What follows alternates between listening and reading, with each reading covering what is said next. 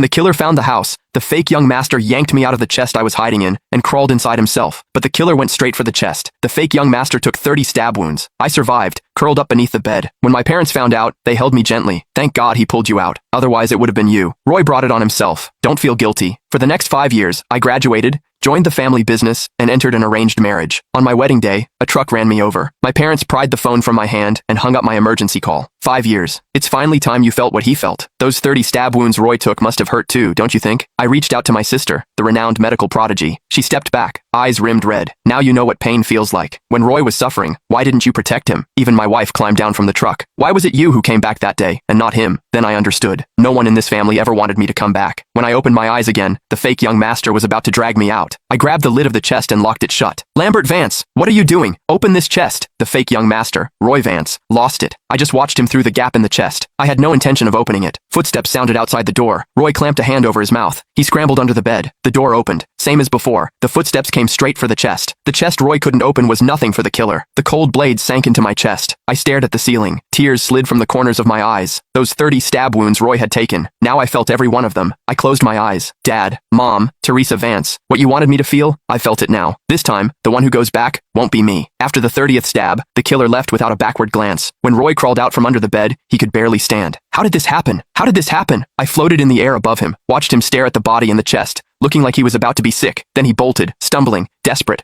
running home to beg our parents for help. I watched his staggering figure disappear. A bitter laugh escaped me. This time, they'd finally get what they always wanted. I had always believed that as the Vance family's real son, lost for 20 years, the fact that I survived should have meant something, that my family would at least be relieved. It wasn't until the moment I died that I realized this family had never been mine, and no one, not a single person, had ever wished that I was the one who came back. Sure enough, the instant they saw it was Roy stepping off the vehicle, the whole family's eyes went red with tears. No scanning the road like last time, no hesitation. They threw themselves at him without a second thought, pulling Roy into their arms. Roy's safe. Oh, you scared mommy half to death. It wasn't fair. In my previous life, the first thing they'd asked me was where my brother was. Only after Teresa checked Roy over and confirmed he wasn't hurt, did the family finally exhale. Then, someone glanced toward the vehicle. Where's your brother? Why didn't he come back with you? Roy's gaze flickered. When the intruder came, he shoved me forward and jumped out the window to save himself. What? Mom's hands rested on Roy's shoulders. The worry on her face curdled into a sigh of disgust. That's exactly the kind of thing he'd do. I froze in midair. I turned to look at the others. Dad's expression went cold. I knew he had some issues with Roy, but this is beyond the pale. I thought he was just being difficult. I never imagined he was capable of something this inhuman. Teresa said nothing. She simply steadied Roy's trembling body. Let Roy rest first. I drifted to the doorway of Roy's room. From inside came the muffled sound of a phone call. What kind of hitman did you hire? He just walked in and started stabbing without even checking who it was. This was supposed to be an act. He was supposed to puncture the blood packs I was wearing so it'd look like that bastard hired someone to kill me. Now the guy's actually dead. How am I supposed to clean this up?